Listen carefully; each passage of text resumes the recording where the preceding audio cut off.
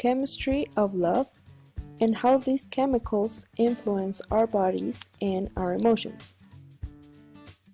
Do you know exactly what happens inside of your brain once you fall in love or when you love someone? Being in love and loving someone are two separate situations, in which one is deeper than the other, and where the mixture of chemicals play inside of our brains and reflected through the body. But first of all, it needs to have background information. One of the best known researchers of biochemistry is Helen Fisher of Rutgers University, New Jersey. She proposed that we fall in love in order of 3 stages, by owning each of them a different set of chemicals.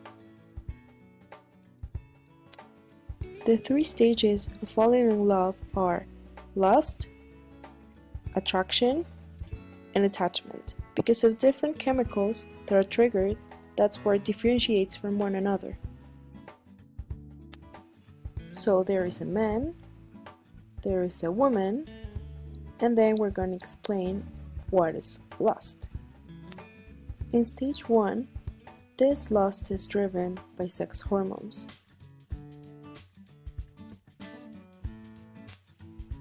There are 2 sex hormones, testosterone and estrogen.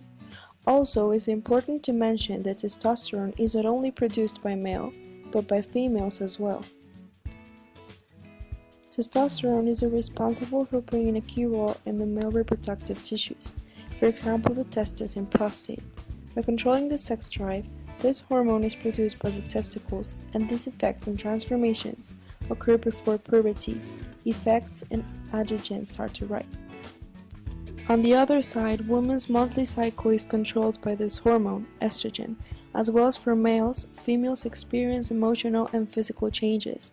Thanks to the hormone, breasts grow, hair in pubic areas, and the beginning of menstruation. Moving on to the next stage, number 2, is attraction.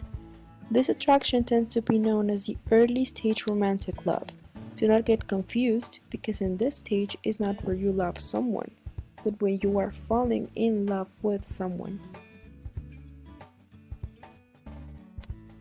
People fall in love when they cannot think of anything else but that specific person. Common behaviors would start changing, but that is mainly due to the next 3 hormones inside of our bodies. A group of neurotransmitters, monoamines, play a great role in this stage.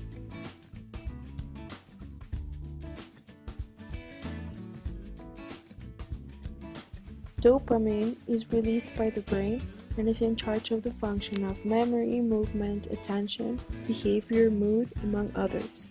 This chemical stimulates desire and reward by triggering an intense rush of pleasure, being compared as consuming cocaine.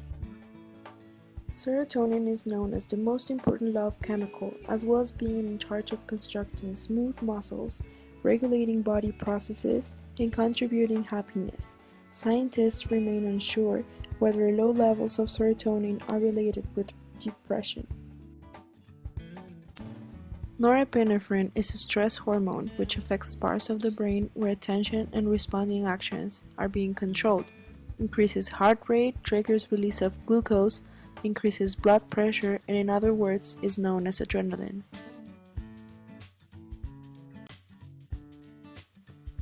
The last stage is attachment, in which is longer commitment and is a bond that keeps couples together.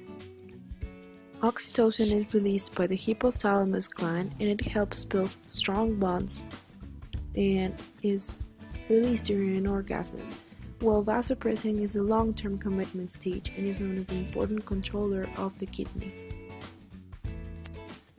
It is important to understand the implications of each hormone and each chemical, because that will determine the stage in which someone is experiencing. Also, it is essential to include that it avoids confusion and broken hearts.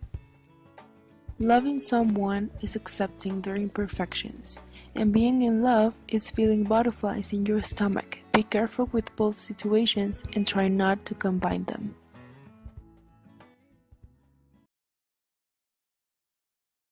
Created using Powtoon.